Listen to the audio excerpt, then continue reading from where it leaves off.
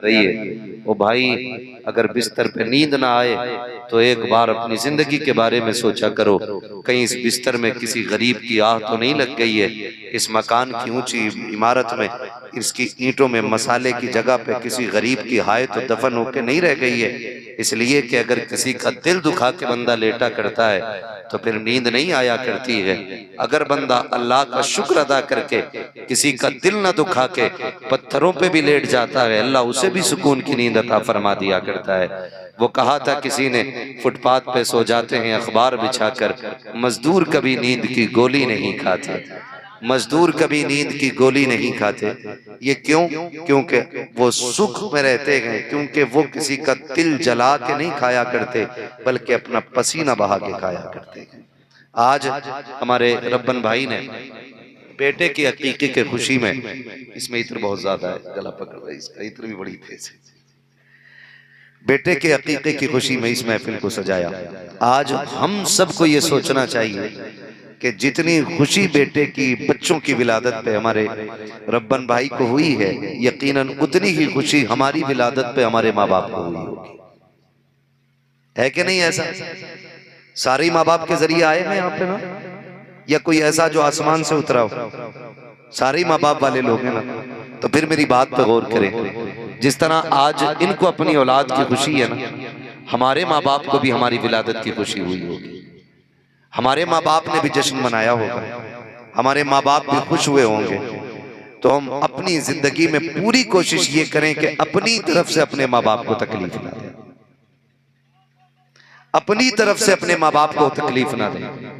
और जो माँ बाप से भी ज्यादा प्यार करते हैं उस जात को आमिना का लाल कहा जाता है। जो हमसे माँ बाप से भी ज्यादा मोहब्बत करते हैं उस शख्सियत को मोहम्मदुर रसूलुल्लाह कहा जाता है। आपसे मैं एक सवाल करूं, हम ख्याल करें कि हमने आज पूरे दिन में कितनी मर्तबा हुजूर पे दुरूद पढ़ा है? अगर मैं हाथ उठवा लूं तो यकीनन 10% नौजवानों के हाथ नहीं उठेंगे, क्योंकि हम अपने कामों में इतने मसरूफ रहते हैं कि एक बार भी हुजूर पे दुरूद पढ़ने का ख्याल नहीं आता। जबकि सबसे ज्यादा एहसान हमारे ऊपर आमीना के लाल का है। हमारा एक एक बाल हुजूर के कर्ज में डूबा हुआ है, जिस्म का एक एक हिस्सा हुजूर के कर्ज में डूबा हुआ है। जब पूरे जिस्म के एक एक बाल पे आमीना के लाल का कर्ज है तो फिर लाजिम ये बनता है कि जब फुर्सत मिल जाया करे मदीने वाले पे बैठ के दुरूद पढ़ लिया करें। लेकिन हमारी आदत ही नहीं बनी, क्योंकि हमारे माँ बाप ने हमें दुरूद पढ़ना सिखाया ही नहीं। हम कहीं ना कहीं अपने बच्चों की तरबियत में ये चूक कर देते हैं कि उनको जहां हम दुनियादारी सिखाते हैं, मदीने वाले का प्यार नहीं सिखाया करते। एहसान मानो इन जलसों का और जलसे कराने वालों का कि साल में 1-2 मरतबा ऐसी महफिलें मिल जाती हैं जिसमें बंदे और हुजूर के रिश्ते का तज़किरा हो जाता है, जिसके जरिए हम और हमारी नस्लें ये जानती हैं कि हुजूर से हमारा रिश्ता क्या है, हुजूर से हमारा रिश्ता क्या है। हुजूर से हमारा रिश्ता इतना गहरा है, इतना गहरा है कि जितना गहरा रिश्ता जिस्म और रूह का भी नहीं है, उससे ज्यादा गहरा रिश्ता आमिना के लाल का है। पूरी जिंदगी मेरे नबी उम्मत के लिए आंसू बहाते रहे, पूरी जिंदगी हुजूर उम्मत के गम में आंसू बहाते रहे, और सिर्फ यही सदा थी, अल्लाह मेरी उम्मत को बख्श दे, अल्लाह मेरी उम्मत को बख्श दे। पूरी जिंदगी इस उम्मत के लिए आंसू बहाने वाली जात, आज उसके लिए हमारे पास दुरूद पढ़ने का वक्त नहीं है। सोचने वाली बातें, ये बिल्डिंगें भी रखी रह जाएंगी, ये इमारतें क़यामत के दिन सारी फोड़ फाड़ के बराबर कर दी जाएंगी। जाना सबको कब्र में, अमीर भी मिट्टी में जाएगा, गरीब भी मिट्टी में जाएगा। ओ भाई, किसी अमीर के जनाजे में चांदनी लगने हैं, किसी गरीब के जनाजे पे कुत्ते नहीं भौंका करते। फर्क इतना है, जब इश्क के लेकर के गरीब जनाजे पे लेटता है तो खुदा की कसम उसके जनाजे को सिर्फ बंदे कांधा नहीं देते, इंसान कांधा नहीं देते, खुदा के फरिश्ते भी उसके जनाजे को कांधा देते। और अगर कोई अमीर दुनिया से जाए और किसी का हक खा के जाए, किसी को सता के जाए, किसी को रुला के जाए, तो बंदे भी उसके जनाजे को कांधा देना नहीं चाहते। ऐसी मौत से डरना कि लोग तुम्हारे जनाजे को कांधा देते वक्त डरें। और कहीं ऐसा ना हो तेरे जनाजे के साथ लोग ये बातें करते जा रहे हों, अच्छा हुआ मर गया। बड़ी परेशानी थी, इसने जीना हराम कर दिया था। पास पड़ोस वालों का खास ख्याल रखना, कहीं ऐसा ना हो पास पड़ोस वाले तेरे जनाजे में खड़े होकर कहें आज के बाद सुख की सांस आएगी, आज इसके सितम से छुटकारा मिल गया है। अगर तेरे जनाजे में ये बातें हो गई तो याद रखना कितने ऊपर वाले तेरे लिए हाथ उठा ले, उस वक्त तक खैरियत नहीं होगी जब तक पड़ोसी पे किए गए एक एक सितम का बदला नहीं लिया जाएगा। आज निडर होके बंदा बैठा है, देखा जाएगा जो होगा, देखा जाएगा जो होगा। कुछ नहीं देखा जा सकता है, कुछ नहीं हो सकता है हमसे। ओ भाई आज हाथ पैर चल रहे हैं, आज कुछ नहीं कर पा रहे हो, जब हाथ पैर चलना बंद हो जाएंगे तो फिर क्या करोगे? फिर क्या करोगे? सिर्फ मौत आने की देर है, मौत आने की देर। आदमी को औकात पता चल जाती है, औकात पता चल जाती है। जो खड़े होकर के दो चार लोगों को सामने गाली बक देता है, जब मौत आती है इतना बेबस हो जाता है कि अगर उसको नहलाया जाए और कपड़ा उसका खुलने लगे ना, सतर खुलने लग जाए, अपना कपड़ा नहीं संभाल सकता है। घंटे घंटे शीशे के आगे खड़े होकर के मेकअप करने वाले, शादी ब्याह के नाम पर जाकर के अपने चेहरों को श्रृंगार कराने वाले, जब मरेंगे ना तो अपने चेहरे पे पानी तक नहीं डाल सकते।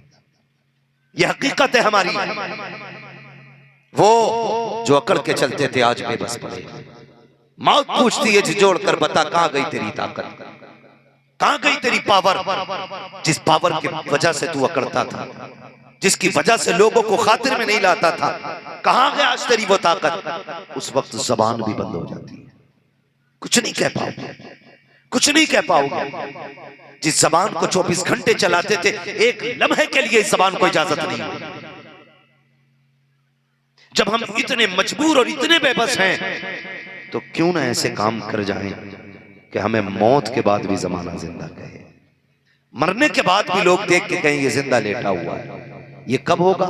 ये तभी होगा जब रिश्ते हमारे अल्लाह और उसके रसूल से मजबूत हो जाएंगे।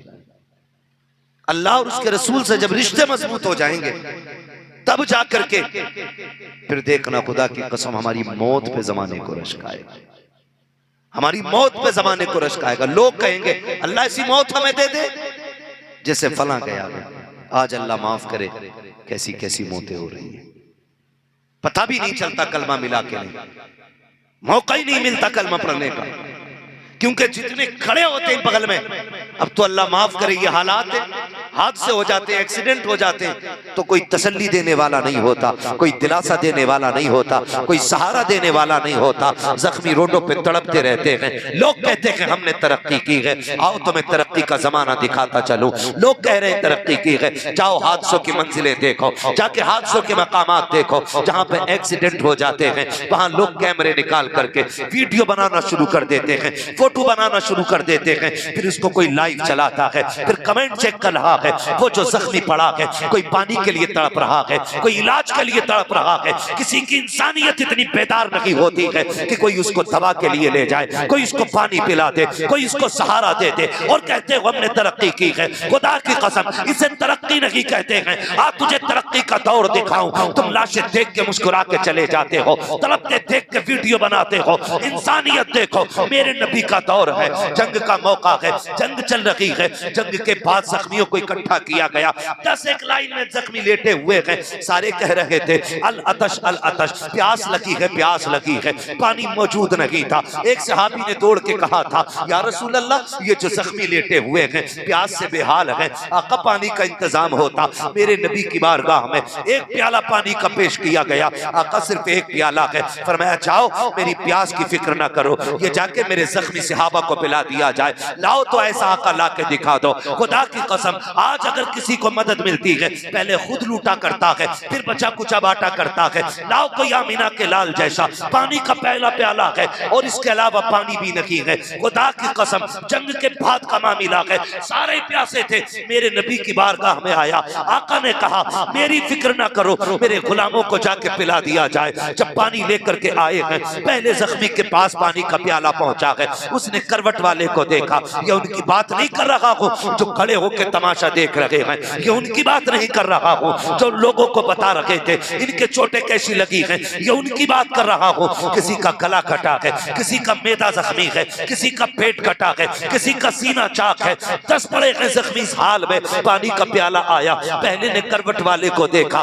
उसका गला कटा था। कहने लगे यार मुझे छोड़ो, मुझसे ज्यादा जरूरत शायद मेरे भाई को है पानी की, ये प्याला इसको दे दिया जाए। दूसरे के पास प्याला गया है, उसने तीसरे को देखा, उसका पेट कटा था, उसने कहा नहीं ये प्याला पहले इसको पिला दिया जाए, ये मुझसे ज्यादा जख्मी है। फिर वो पानी का प्याला अगले वाले पे पहुंचा, उसने कहा उससे आगे वाले को पिला दो।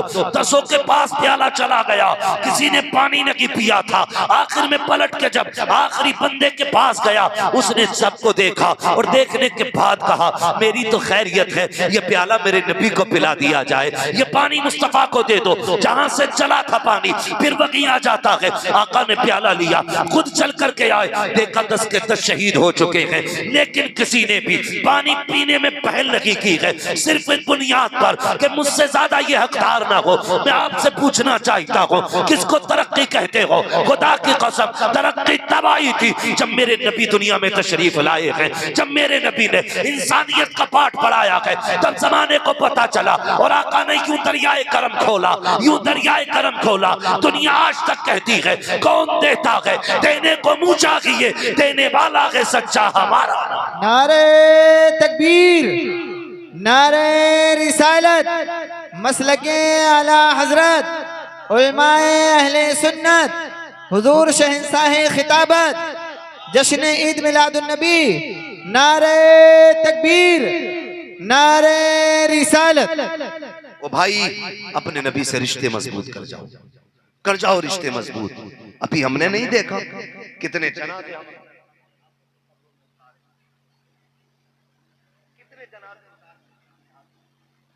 हमने कितनी लाशें उठाई हैं, कितनी कब्रें हमने खुदती हुई देखी हैं, लेकिन अभी तक हमें होश नहीं है, अभी तक हमें होश नहीं है। जवान इस नशे में डूबा है कि अभी तो जवानी है, अभी तो वक्त है, देखा जाएगा। खुदा की कसम कुछ नहीं देख पाओगे, कुछ नहीं देख पाओगे। अगर ये धोखा है कि हम जवान हैं तो इस धोखे में न रहना, इस धोखे में न रहना।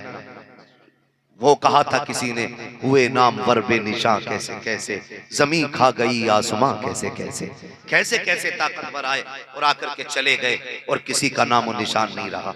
बचना किसी को नहीं है, जाना सभी को है। खुदा की कसम इस नशे में कि हम जवान हैं, इस नशे में कभी शराब को मुंह न लगाना। आजकल नौजवान शादी ब्याह के नाम पे, पार्टी के नाम पे, यारियों के नाम पे शराब के जाम पे जाम पिए जा रहा है। गैरत नहीं आती हमारी कौम को। वो मेरे भाई तेरे लिए रब ने जन्नत में हौज़े कौसर का इंतजाम कर रखा है, तू इस नापाक चीज को मुंह लगा रहा है, इसमें जाकर डूब गया, जिसे पी के तू नाली में पड़ा रहेगा।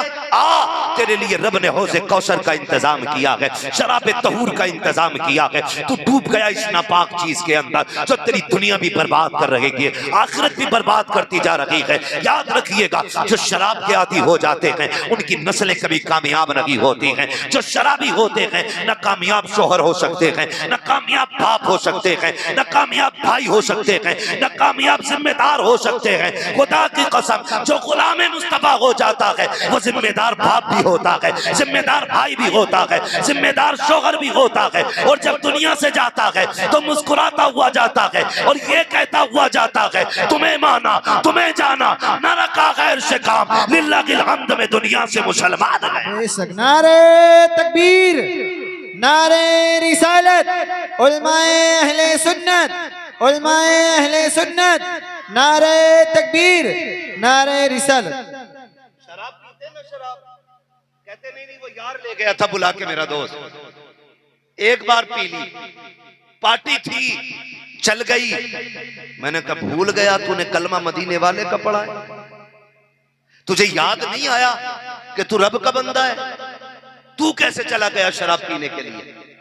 का दोस्त नहीं माने, मैं कहता हूं उठा दोस्त को लेके चल कब्रिस्तान, मैं तेरे साथ चलूंगा और कब्र पे हाथ रख के पूछ के मेरे साथ लेटे गया, आएगा जवाब देने मेरे मामलात का, बचा लेगा यहां के।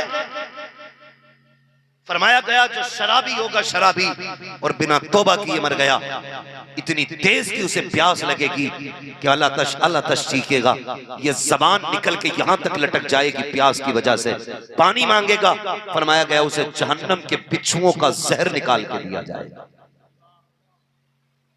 एक मच्छर काट ले पूरे कमरे में कूदा फिरता है, मोटी लगाओ, वाला उठलाओ, मच्छरदानी लाओ, पंखा चलाओ, एक मच्छर काट ले तो, और वो बिच्छू दुनिया का नहीं, जहन्नम का बिच्छू, उसका जहर, और कोई फ्रिज से निकाल के नहीं लाया जाएगा, खोलता हुआ होगा वो भी, जहन्नम के बर्तन में दिया जाएगा।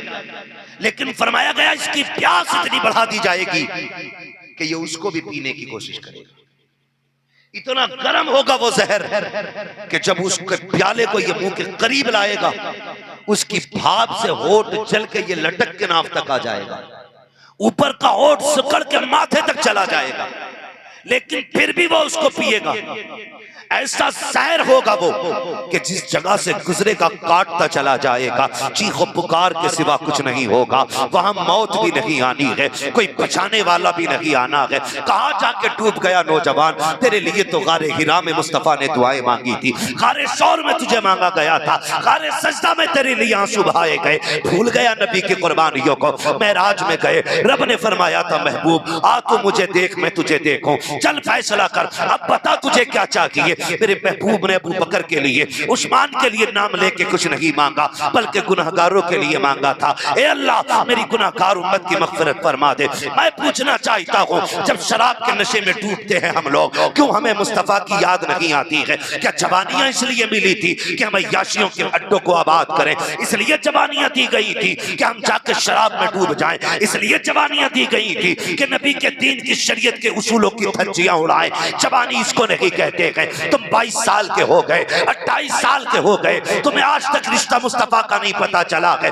एक वो आया था 17 साल के अंदर, दुनिया मोहम्मद बिन कासिम कहती है 17 साल की उम्र में हिंदुस्तान के अंदर फातेह बन के आने वाला और मुस्तफा के दीन का परचम लहराने वाला मोहम्मद बिन कासिम, खुदा की कसम अभी चंद साल गुजरे हैं, ऐसा काम करके गया है सुबह कयामत तक तारीख उसको याद रखती रहे। बेशक, सुभान अल्लाह सुभान अल्लाह। इसे जवानी कहते हैं। हमारी जवानी किधर गुजर रही है? अल्लाह ने बेटा दे दिया तो फट गया, डीजे बजाऊंगा मौलाना, जो जिससे रोका जाए रोक ले। मेरे घर में बेटा आया है, ठहर जा, बजा ले डीजे, आज तू डीजे बजा, कल ये जवान होगा तो तेरे सर पे जूते बजाएगा। हाँ, ये जूते बजाएगा। आज औलाद किसी बाप के मुंह पे थप्पड़ मारती है तो जिम्मेदार उलमा नहीं है, जिम्मेदार आप हैं, जिम्मेदार आप हैं, गलती आपने की है। जब बेटा पैदा हुआ तुमने डीजे बजाया, शैतान को राजी किया, क्या ही अच्छा होता रब ने बेटा दिया था, बेटी से नवाजा था, तुम हुजूर को राजी करते, अपने रब को राजी करते, बेटा हुजूर के हवाले कर देते और उसको बता देते ए बेटे तेरी परवरिश जो की जा रही है ये दुनिया के लिए नहीं मदीने वाले के लिए की जा रही है, हमारा सब कुछ मदीने वाले की जात है। वो कहा था किसी ने मरने की तरफ देख न जीने की तरफ देख, जब चोट लगे दिल को मदीने की तरफ। बेशक, सुभान अल्लाह सुभान अल्लाह। और याद रखिएगा किसी एक की शैतानी करने से इस्लाम पे फर्क नहीं पड़ने वाला। अगर कोई ये समझता है कि मैं मौलवी की नहीं मानूंगा तो इन पे फर्क पड़ेगा, खुदा की कसम कोई फर्क मौलवी पे पड़ने वाला नहीं है। इसलिए कि हम बता दें तुम्हें, जितना हमारा रिश्ता हुजूर से है उतना ही आपका रिश्ता हुजूर से है। बेशक, जितना हमारा रिश्ता खुदा से है उतना ही आपका रिश्ता भी खुदा से है। जितनी शरीयत की हदें हम पे लाजिम होती हैं उतनी ही आप पे लाजिम होती हैं। जितना एहसान हम पे मदीने वाले का है उतना ही एहसान सब पे मदीने वाले का। तो हम कोशिश ये करें कि अपनी जिंदगी में अल्लाह और उसके रसूल को राजी करें, अल्लाह और उसके रसूल को राजी करें, यही असले जिंदगी है, यही असले जिंदगी है। लेकिन हम बेटे को क्या सिखाते हैं? लल्ला जब तू पैदा हुआ था हमने 50,000 का डीजे मंगाया था। क्यों मंगा रहे? हम ठहरे मुखिया, हम ठहरे प्रधान, हम ठहरे जमींदार। अगर डीजे नहीं बजा तो फिर नाक और मूंछ पे घी का चिराग कहां से जलेगा? जला ले चिराग मूंछ पे, मगर होश करना कहीं इस मूंछ के चिराग से तेरे कपड़ों में आग ना लग जाए। हाँ, और सच्चाई भी यही है, दिल के पपोले जल उठे सीने के दाग से, इस घर को आग लग गई घर के चिराग से। अपने बच्चों को क्या सिखाया हमने, क्या सिखाया? मिलाद कर ले बेटा, दिया अल्लाह ने। कह रहा नहीं नहीं, वो दादी नहीं मान रही। दादी कह रही है कि मिलाद तो हमारे यहाँ मैयतों में होती है, खुशी के मौके पे तो कुछ रंगीनियां होनी चाहिए। ये वो दादी है जिससे कोई नमाज पढ़ तो कह रही घुटने काम नहीं कर रहे, कुरान पढ़ तो कह रही है टहले काम नहीं कर रहे। नेक कामों में करने में इस दादी पे मैयत आ जाती है, और जब डीजे बाजे गाजे हो जाए ना तो ये कूदती है हिरन की तरह। वो कह रही है भी दिल नहीं लग रहा, बस एक पैर तो आ चुका, दूसरा फिसलने की देर है, सारा दिन इकट्ठा लगने वाला है। बेशक सही कह रहा हूं मेरे भाई, ये कुछ बड़े बूढ़ों ने भी बेगैरती की हद कर दी। उम्र हो गई 90 की, अब भी शेविंग कर रहा बैठ के,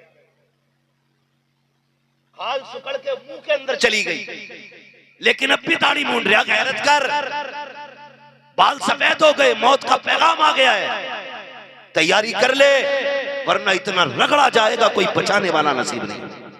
बेशक हम थोड़ी है बड़े बूढ़े भी, जब बैठेंगे चौराहे पे तो सबसे बड़े अल्लामा कह रहे हैं मौलाना को क्या पता, ये तो मस्जिद में रहने वाले आदमी है, 42 साल में क्या देखा इन्होंने। हाँ तूने देखा ना सब कुछ, अंगूठा छाप होता है, वो कहता है इन्हें क्या पता है। खुदा की कसम साइंस उतना नहीं जानती जितना मुस्तफा के गुलाम जानते हैं। बेशक सुभान अल्लाह सुभान अल्लाह। इसलिए कि साइंस पूरा भाग से चलती है और उलमा मुस्तफा के दिए हुए तरीके पे चला कर। बेशक सुभान अल्लाह सुभान अल्लाह। वाह, आज साइंस पहुंची है, अब भी खड़े होकर पानी चलता कि नहीं चलता? अभी पीते, झूठ नहीं बोलना चाहिए, मार देते ना हाथ। चलो पानी नहीं, कोल्ड ड्रिंक मिल गई तो मार दिया हाथ। दुकान पे ली खड़े हो गए, बैठ के पी ले यार, के कहां बैठे, जगह ही नहीं है।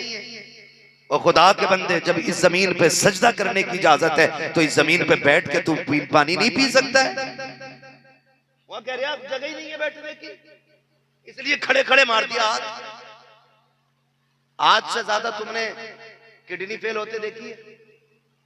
तुमसे पहले भी लोग थे, कितने लोगों के गुर्दे फेल होते थे, कितने लोगों को कैंसर होता था?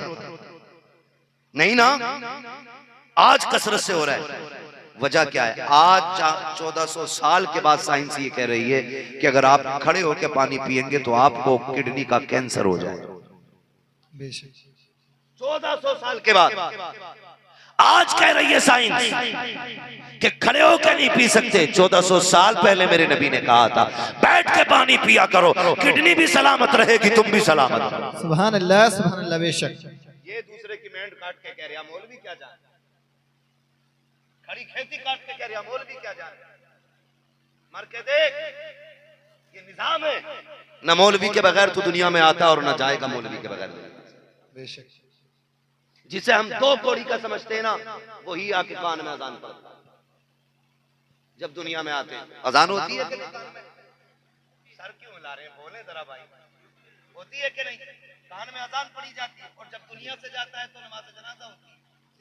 तो मौलवी के बगैर आते भी नहीं है और जाते भी नहीं है, और कहते यही है कि मौलवी को पता क्या है, मौलवी ही को पता है तुझे कब्र में कैसे जाना है, मौलवी ही जानता है तेरा शैतान कैसे भगाना। खुदारा निकले इन सारी चीजों से। आज ना कह रहे अरे कोई बात नहीं, हम सिर्फ टोपी को मुसलमान समझते, रोज आना आधा किलो गोश्त खरीद के लाके भून के मारेगा, सोचेगा ये पूरा इस्लाम है। हाँ, डट के कुर्बानी आ रही है, मुहर्रम तक फ्रिज में रख के चलाएगा। हाँ, मुहर्रम तक। एक जगह गए, दावत थी हलीम की, मुहर्रम का महीना। मैंने कहा गोश्त कल परसों का था क्या? कहने लगे नहीं हजरत, ये बकरीद का ही रखा था। ये हालात है हमारे, और हम समझते हैं ये पूरा इस्लाम है। गोश्त खाने को इस्लाम कहते हैं? नहीं, हुजूर की मर्जी पे अपनी मर्जी को कुर्बान करने का नाम इस्लाम है। हुजूर की ख्वाहिश पे अपनी ख्वाहिशें लुटा देना ये इस्लाम है। उनकी चाहत में अपनी चाहत कुर्बान कर देना, इसे इस्लाम कहा जाता है। रिश्ते होते हैं, रिश्ते होते हैं, रिश्ते इधर भी ऐसे मुंह देख रहे हैं जैसे इधर शादी नहीं होती, होती है ना शादी। तो रिश्तों में इधर भी सोने की अंगूठी चलती है, चलती होगी, मानते नहीं, क्योंकि जब तक भैंस वाली जंजीर सोने की ना हो ना तो रिश्ता ही पक्का नहीं होता। गले वाली जंजीर, इधर क्या बोलते हैं, जंजीर बोलते हैं, चैन बोलते हैं, चैन बोलते हैं ना गले। दूल्हा को मिलती है नहीं, कितनी खुशी से खड़ा हो जाता गले में डलवाने के लिए, फिर अंगूठी पहनाई जाती है बेगैरत को, ये पहन के यूं यूं दिखा रहा घुमा के। हाँ, अगर सोने की अंगूठी नहीं आए तो रिश्ता पक्का नहीं समझते। ये अमीरी नहीं, फटीचरपन है, और ये बदतमीजी है सबसे बड़ी। जब मेरे नबी ने मर्दों के लिए सोना हराम कर दिया है, तो तू कौन होता है गले में जंजीर पहनने वाला? तेरी औकात क्या है, तू सोने की अंगूठी पहन के दिखाए? कि नहीं नहीं, वो सास नाराज हो जाती है, सास जहर देगी, पी लेगा, पी लेगा कोई सास के हाथ का दिया हुआ जहर? कोई तो मजनू होना चाहिए इतना बड़ा, नहीं पी सकता ना कोई भी, जबकि हम माँ बाप से ज्यादा सास को इज्जत देते हैं, लेकिन फिर भी नहीं पी सकते ना। तो सास ने जंजीर पहनाई गले में, हाथ में अंगूठी पहनाई, तूने कहा नाराज हो जाता, साला पहना रहा था, ससुर बैठा था, एक बार तू ये तो कह देता नहीं भाई ये नहीं पहननी है, अगर इसको पहनूंगा, अगर नहीं पहनूंगा तो तुम नाराज होगे, पहनूंगा तो मदीने वाला नाराज हो जाएगा, ये कह के उतार देते, तू रूठे तो रूठे, मेरा मदीने वाला नहीं रूठना चाहिए, इसलिए ये जंजीर तुम्हें मुबारक हो, ये सोना तुम्हें मुबारक हो, ये बात कह करके आपको वापस कर देना था, लेकिन हम पहन लिया करते हैं। नौजवानों, इसे इश्क रसूल नहीं कहते हैं। आओ तुम्हें तारीख का ये बाप बताता चलूं। मेरे नबी बैठे हुए हैं, एक सहाबी मुलाकात के लिए आए, मुसाफे के लिए आका करीम की बारगाह में हाथ बढ़ाया, जैसी हाथ आगे किया है, हाथ आगे किया, आका करीम की निगाह पड़ जाती है, उनके हाथ में सोने की अंगूठी थी। सरकार ने चेहरा फेर लिया, वो रास्ता बदल के आगे से आए, आका ने फिर चेहरा फेर लिया, फिर जब हुजूर उठ करके चले गए, उन्होंने कहा बात क्या है? हजरत अली ने आगे बढ़ के कहा था, तुझे पता न कि नादान तेरे हाथ में सोने की अंगूठी है। हुजूर को ये बात न कबार गुजरी कि तेरे हाथ में सोने की अंगूठी थी, हुजूर इसको पसंद नहीं फरमाते हैं, आका ने हराम कर दिया कि मर्द के लिए सोना पहनना। उस नौजवान ने जानते हो अंगूठी निकाली, जमीन पे फेंक दी, फिर ख्याल आया उठा करके दूर फेंकने लगे। किसी ने कहा फेंक क्यों रहा है, बच्चों को ले जा करके अपनी बीवी को इसका जेवर बनवा देना, सोना मर्द के लिए हराम है, औरत के लिए जायज है, इसको फेंक के नुकसान न कर। उसने कहा मुझे बीवी को भी नहीं पहनाना। कहा किस लिए? कहा जिसको मुस्तफा नजर से गिरा दे उसको गुलाम उठा के ले जाए, ये गवारा नहीं हो सकता।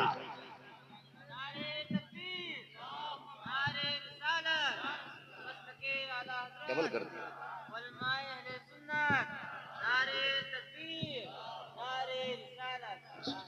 तवज्जो है सारे लोगों को। तो इसलिए नौजवानों, आज अहद करो, आज के बाद सोना पहनोगे